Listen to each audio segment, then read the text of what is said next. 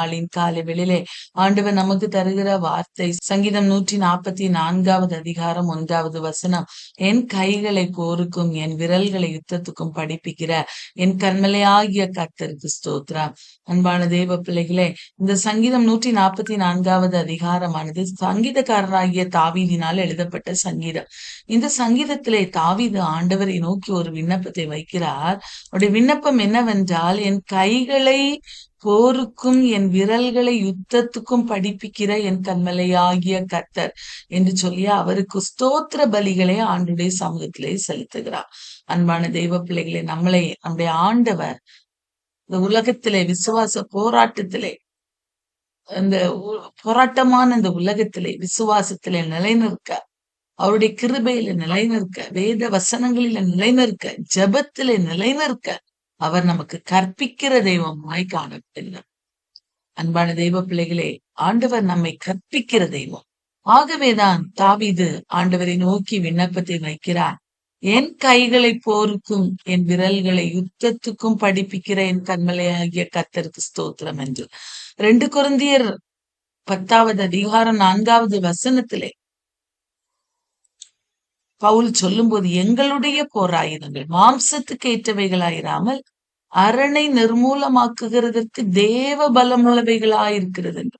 நம்முடைய போராயுதங்கள் மாம்சத்துக்குரியவைகளாய் இருக்க வேண்டிய அவசியம் இல்லை. ஆனா ஆண்டவர் நம்ம மேல அவருடைய பலனை தருவாரே, ஆனால் அது நமக்கு விரோதமா இருக்கிற எவ்வளவு பெரிய காரியங்களையும் அது நிர்மூலம் பண்ணுகிறதற்கு அது தேவ பலமுள்ளதாய் காணப்படும். அதை தாவீது அறிந்தவராய் தான் ஆண்டவரிடத்துல கேட்கிற, ஆண்டவரே என்னுடைய கைகளை போருக்கும் விரல்களை யுத்தத்துக்கும் படிப்பியாப்பா. நான் என்னில இருக்கிற பலனை நான் நம்பல, உண்மைதான் நான் சார்ந்திருக்கிறேன். நீர் என்னை படிப்பியும் ஆண்டவரே.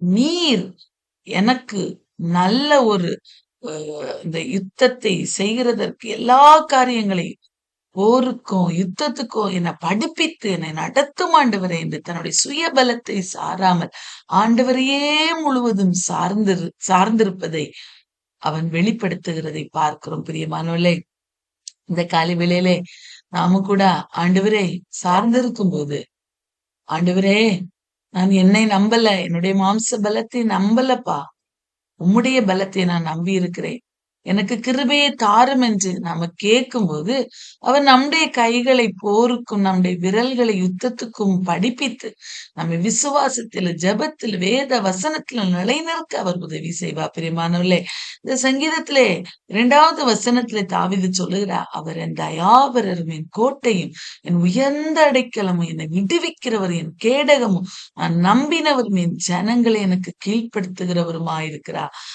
தேவ பிள்ளைகள், எவ்வளவு ஒரு நம்பிக்கையான வார்த்தை.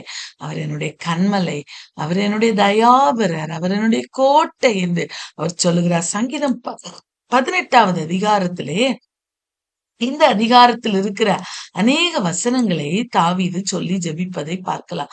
சங்கீதம் 18:2 தாவீது சொல்றா பாரு, கர்த்தர் என் கண்மலையும் என் கோட்டையும் என் இரட்சகரும் என் தேவனும் நான் நம்பி இருக்கிற என் துருகமும் என் கேடகமும் என் இரட்சணிய கொம்பும் என் உயர்ந்த அடைக்கலமா இருக்கிறார் என்று அந்த அந்த சங்கீதத்திலே தாவீது சொல்லுது. இதுலயும் அதேதான் சொல்லுகிறார், என் ஆண்டவர் தான் எனக்கு எல்லாம். தாவீதை பொறுத்த வரைக்கும் அவர் தன்னுடைய குடும்பத்தையோ தன்னுடைய பலத்தையோ தன்னுடைய சொந்தங்களையோ அவர் எதையுமே நம்பல. ஆண்டவரை முழுவதும் சார்ந்திருந்த ஒரு தெய்வ மனிதன். பிரியமானவர்களே, ஆகவேதான் அந்த அன்பை, ஆண்டவர் மேல் இருந்த அந்த அன்பை அவர் வெளிப்படுத்துகிறார். அடுத்து பாருங்க, சொல்ற, கர்த்தாவே மனுஷனை நீ கவனிக்கிறதற்கும் மனுபுத்திரனை நீர் எண்ணுகிறதற்கும் அவன் எம்மாத்திரம். சங்கீதம் 8வது அதிகாரத்தில் நாம் வாசிக்கிறோம் அல்லவா, ஆண்டவரே மனிதனை நீ நினைப்பதற்கும் அவனை விசாரிக்கிறதற்கும் அவன் எம்மாத்திரம் என்று வாசிக்கிறோம் அல்லவா. இங்கே தாவீது சொல்றா பாருங்க, நீர் அவனை கவனிக்கிறதற்கு அவன் எம்மாத்திரம். உம்முடைய சமூகத்துல அவன் ஒரு தூசி, ஒரு தூள். ஆனா அவன் மாயைக்கு ஒப்பா இருக்கிறான். அவனுடைய நாட்கள் கடந்து போகிற நிழலுக்கு சமானம். அவ்வளவு ஒரு ஒன்றுமே கிடையாது. ஆனா மனிதர்கள் நம்முடைய வாழ்வை, இந்த உலக வாழ்விலே பெருமைகள், பொறாமைகள், எரிச்சல்கள், கோபங்கள், சண்டைகள் பண்ணுகிறவர்களாய் காணப்படும் ஒரு சின்ன ஒரு வாழ்வு. இந்த வாழ்வு ஒரு அற்பமான ஒரு வாழ்வு. இந்த வாழ்விலே போட்டியும் பொறாமையும் பெருமையுமாய் உலகத்திலே வாழுகிறதே மனிதர்கள் அநேக பேர் கொண்டிருக்கிறார்கள். கிறிஸ்தவ பிள்ளைகளாகிய நாம், ஆண்டவரை அறிந்திருக்கிற பிள்ளைகளாகிய நாம் இப்படிப்பட்டவர்களாய் இருக்கக்கூடாது.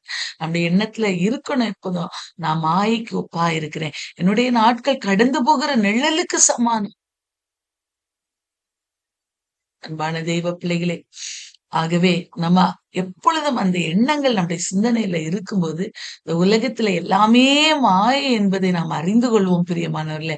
அடுத்து பாருங்க, ஆண்டவர் சொல்லுகிறா, என்னோட அந்த தாவீது சொல்லுகிறா, உன்னுடைய மின்னல்களை எல்லாம் வரவிட்டு என்னுடைய சத்துருக்களை எல்லாம் சிதறடித்திருங்கப்பா, என்னுடைய சத்துருக்கள் ஏராளமாய் பெருகி இருக்கிறார்கள், அவர்களை சிதறடியுங்க என்று சொல்லிட்டு சொல்ற, உயரத்திலிருந்து உமது கரத்தை நீட்டி ஜல பிரவாகத்துக்கு என்னை ரட்சியும். இந்த சங்கீதம் 18வது அதிகாரத்திலும் தாவீது அப்படிதான் சொல்வாரு, என்னை சுற்றிலும் பலவான்கள் என்னை நெருக்குகிறார்கள் ஆண்டவரே, உம்முடைய உயரத்தில் இருந்து பாருங்க 16வது வசனத்துல, உயரத்திலிருந்து அவர் கை நீட்டி என்னை பிடித்து ஜல பிரவாகத்தில் இருக்கிற என்னை தூக்கி விட்டார் என்று அவர் சொல்லுகிறார். இதுல சொல்றாரு, என்ன விலக்கி ரட்சியும் ஆண்டவரே என்று இந்த சங்கீதத்துல அறிக்கை செய்கிற, உயரத்தில் இருந்து நான் ஜெபித்தேன் அல்லவா, அவருடைய கரத்தை நீட்டி ஜல பிரவாகத்துல அமிழ்ந்து கொண்டிருந்த என்னை அவர் தூக்கி விட்டார். நம்முடைய தெய்வம் நம்மை தூக்கி விடுகிற தெய்வம். ஆகவே நம்முடைய விண்ணப்பங்கள் ஜெபங்கள் அவரை நோக்கியதா இருக்கணும். ஆண்டவரே, உடைய கரத்தை நீட்டி அடியேன தூக்கி விடுங்கப்பா, இந்த ஆழமான ஜலத்துல நான் அமிழ்ந்து இருக்கிறேன், இந்த போராட்டமான உலகத்துல உடைய கரத்தை நீட்டி என்னை விடுவித்தருளும் என்று கேட்கும்போது ஆண்டவர் நிச்சயமாய் நமக்கு நம்முடைய வாழ்விலே அற்புதங்களை செய்ய அவர் வல்லவர். பிரியமானவர்களே, அடுத்து ஒரு முக்கியமான ஒரு விண்ணப்பத்தையே தாவீது வைக்கிறார். மாயை பேசும் வாயும் கள்ளத்தனமான வலதுகையுடைய அந்நிய புத்திரரின் கைக்கு என்னை விலக்கி தப்புவியும். இந்த வசனம் 2 இடத்துல சொல்லியிருப்பார் பாருங்க. 11வது வசனத்துல அதை ரிப்பீட் பண்றாரு. ஆண்டவரே, இந்த உலகத்துல நீர் என்னை சிருஷ்டித்தது உம்மை துதிப்பதற்கு, உம்மை ஆராதிப்பதற்கு.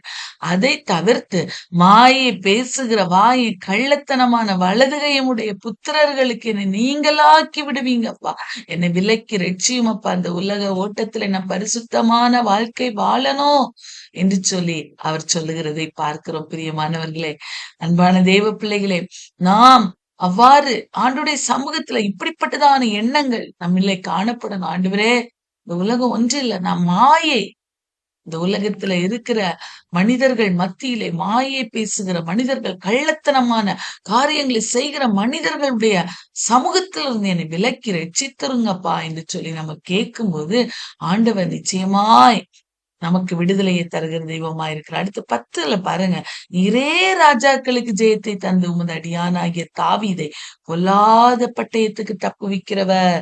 பாருங்க, அறிக்கை செய்கிற ஆண்டுடைய சமூகத்துல, அந்த உலகத்துல எனக்கு என்ன இருந்தாலும் ஆண்டவரே, எனக்கு நீ இன்றைக்கு என்ன ராஜாங்கத்துல ஒருவேளை வைத்திருக்கலாமானா, எனக்கு ஜெயத்தை தருகிறவ, ஒருவேளை நான் யுத்த வீரனா இருக்கலாம்னா, நீங்க தான் என்னுடைய பலன், அப்ப உண்மைதான் நான் சார்ந்திருக்கிறேன், முழுவதும் நீங்க தான் எனக்கு எல்லாம். என்னுடைய இந்த வாழ்வு ஒரு மாயான வாழ்வு, நீங்க மாத்திரம் என்ன பிடிச்சு தூக்கி விட்டுட்டீங்கன்னா நான் ஜெயத்தை பெற்றுக்கொள்வேன், நான் ஜெயத்தை பெற்றுக்கொள்வேன், என்ன பொல்லாத பட்டயங்களிலிருந்து என்னை நீ விடுதலையாக்கி காக்கிற தெய்வம் என்று சொல்லி ஆண்டவரை நோக்கி அறிக்கையிடுகிறதை பார்க்கிறோம். அன்பான தெய்வ பிள்ளைகளே, இந்த காலைவெளியிலே இப்படிப்பட்டதான விண்ணப்பங்களை நாமும் ஆண்டுடைய சமூகத்துல வைக்கணும். ஒரு நாள் நம்மை சுற்றி பொல்லாத மனிதர்கள் இருக்கலாம், நம்மை சுற்றிய பொல்லாத தந்திரங்கள், கண்ணிகள், கருக்குகள் காணப்படுகிறது. சத்ருவானுடைய எல்லா சூழ்ச்சிகளிலும் இருந்து நம்ம விடுதலையாக்கப்பட வேண்டுமே. ஆனால் ஆண்டவரை நாம் முழுவதும் சார்ந்திருக்கணும். தாவீது பாருங்க, எல்லா சூழ்நிலைமையிலும் ஆண்டவரை சார்ந்திருந்தார். அப்ப சொல்றாரு பாருங்க, இப்படியெல்லாம் நான் உண்மை சார்ந்து இருக்கும்போது ஆண்டவர் கொடுக்கிற ஆசீர்வாதங்களை இதற்கு பின்பு அவர் அறிக்கை செய்கிறார். என்ன சொல்றார்? இப்படியெல்லாம் நாங்க உண்மை மாத்திரம் நாங்க சார்ந்து இருக்கும்போது எங்களுடைய குமாரர் இளமையில் ஓங்கி வளருகிற விருட்ச கன்றுகளைப் போலவும் எங்கள் குமாரத்திகள் சித்திரம் தீர்ந்த அரமனை மூளைக்கற்களைப் போலவும் இருப்பார்கள். என்னுடைய சந்ததி ஆசீர்வதிக்கப்படும். நான் ஆண்டவரை மாத்திரம் சார்ந்திருப்பேனே, ஆனால் மாயை பேசும் வாயை கள்ளத்தனமான வலதுகையுடைய புத்திரர்களுக்கு விலக்கி என்னை பாதுகாத்து இந்த மாயான உலகத்திலே ஆண்டவரை மாத்திரம் நான் சார்ந்திருப்பேனே, ஆனால் என்னுடைய சந்ததி ஆசீர்வதிக்கப்படும், என்னுடைய பிள்ளைகள் ஆசீர்வதிக்கப்படுவார்கள், எங்கள் களஞ்சியங்கள் சகல வஸ்துக்களை கொடுக்கத்தக்கதாய் நிரம்பி இருக்கும். எங்களுடைய கிராமங்களில் ஆயிரம் ஆயிரமாய் எங்கள் கிராமங்களில் எங்கள் ஆடுகள் 1000 10,000 பலுகும். என் ஆண்டவர் என்னை பலுக பெருக பண்ணுவார், வர வர விருத்தியடைய செய்வார் என்று சொல்லி அவர் அறிக்கையிடுகிறார். அவர் செய்வார். எந்த பிள்ளைகள் ஆண்டவரை சார்ந்திருக்கிறார்கள் அவருடைய வாழ்விலே அவர் இப்படிப்பட்டதான நன்மைகளை தருவார். உங்கள் எருதுகள் பலத்தவைகளாயிருக்கும். சத்துரு உட்புகுதலும் குடியோடி போகுதலும் இராது. எந்த மனிதர் ஆண்டவர் மேல முற்றிலும் தன்னுடைய பலத்தை அப்படியே என்னுடைய பலம் நீங்க தான் என்று அவரை சார்ந்திருக்கிறாரோ அவருடைய வாழ்விலே ஆண்டவர் ஒருபோது தீமையான காரியங்களை அனுமதிப்பதில்லை. சத்துரு உட்புகுதலும் குடியோடி போகுதலும் கிடையாது. எங்கள் வீதிகளில் கூக்குரலும் உண்டாகாது. அன்பான தெய்வ பிள்ளைகளே, இவ்விதமான சீரை பெற்ற ஜனம் பாக்கியம் உள்ளது. கர்த்தரை தெய்வமாக கொண்ட ஜனம் பாக்கியம் உள்ளது. சங்கீதத்துக்கு ஒரு தலைப்பை வைப்போமே, ஆனால் கர்த்தரை தெய்வமாக கொண்டு ஜனத்துக்கு உண்டாகிற ஆசீர்வாதங்கள் என்ன என்பதை தான் நம்ம இவ்வளவு நேரம் தியானித்தோம் பிரியமானவர்கள். கர்த்தரை தெய்வமாக கொண்டிருக்கிற ஜனங்கள் அவர்கள் ஒருபோது வெட்கமடைய மாட்டார்கள். அவர்களுக்கு இப்படிப்பட்டதான 12 முதல் முடிகிற வரைக்கும் சொல்லப்பட்ட அத்தனை ஆசீர்வாதங்களை ஆண்டவர் கொடுப்பார். தாவீதுக்கு கொடுத்தார் அல்லவா? அவன் தன்னுடைய பலத்தையோ தன்னுடைய எந்த காரியத்தையும் அவன் நம்பல. ஆண்டவரை தான் நீரே என் கர்மலை, நீரே என் தயாபரர், நீரே என் கோட்டை, உண்மைதான் நான் நம்பி இருக்கிறேன். இந்த உலகத்தில் இருக்கிற கள்ளத்தனங்களுக்கு என்னை விலக்கி பாதுகாத்துக் கொள்ளுங்க, நான் மாயான மனுஷன் என்று சொல்லி ஆண்டவரை முற்றிலும் சார்ந்து அவரையே பிடித்து கொண்ட ஒரு மனிதனாய் இருந்த போது தாவீதனுடைய வாழ்வு ஆசீர்வதிக்கப்பட்டது. நம்முடைய வாழ்வு இந்த காலை வேளையிலே ஆசீர்வதிக்கப்பட வேண்டுமே, ஆனால் ஆண்டவரை முழுவதுமாய் சார்ந்திருக்கும். ஆண்டவர் தான் எனக்கு எல்லாம் அறிக்கை செய்யணும் தினமும். ஆண்டவரே நீரே என் கண்மலை, நீரே என் கோட்டை, நீரே என்னை விடுவிக்கிறவர், நீர்தான் என்னுடைய துணை. இந்த உலகத்துல நான் எதையும் நம்பல ஆண்டவரே, உண்மைதான் நம்பி இருக்கிறேன் என்று சொல்லி அவரை நம்ம பிடித்து கொள்ளும் போது இந்த 12 முதல் 15 வரைக்கும் உள்ள அத்தனை ஆசீர்வாதங்களை நமக்கு, நம்முடைய சந்ததிக்கும், நம்முடைய குடும்பங்களுக்கு ஆண்டவர் தந்து நம்மை நடத்துவா. நம்ம கேட்கணும், அந்த நாள் முழுவதும் இந்த வார்த்தைகளை அறிக்கை செய்யணும். எவ்வளவு அழகான இவ்விதமான சீரை பெற்ற ஜனம் பாக்கியம் உள்ளது. கர்த்தரை தெய்வமாக கொண்ட ஜனம் பாக்கியம். நம்ம எல்லாரும் பாக்கியவான். ஆண்டவரை தானே சார்ந்திருக்கிறோம். அவர் தான் எனக்கு எல்லாம் என்று அவரை சார்ந்திருக்கிறோம் அல்லவா? இதுல சொல்லப்பட்ட இந்த ஆசீர்வாதங்களை ஆண்டவர் நிச்சயம் இந்த நாளில் நமக்கு தருவார். அவரை நாம் முழுவதும் 100% அவரை நம்பணும். நான் கொஞ்சம் மனுஷனை கொஞ்சம் ஆண்டவர் அப்படி இல்லை, 100% என் ஆண்டவரை மாத்திரம் நம்ம நம்ப இந்த நாளிலே ஒரு தீர்மானம் எடுக்கும்போது ஆண்டவர் நிச்சயமா நம்முடைய வாழ்வில் இதுல சொல்லப்பட்ட அத்தனை ஆசீர்வாதங்களினால நம்மை நிறைத்து நம்மை வழி நடத்துவா. நம்ம எல்லாம்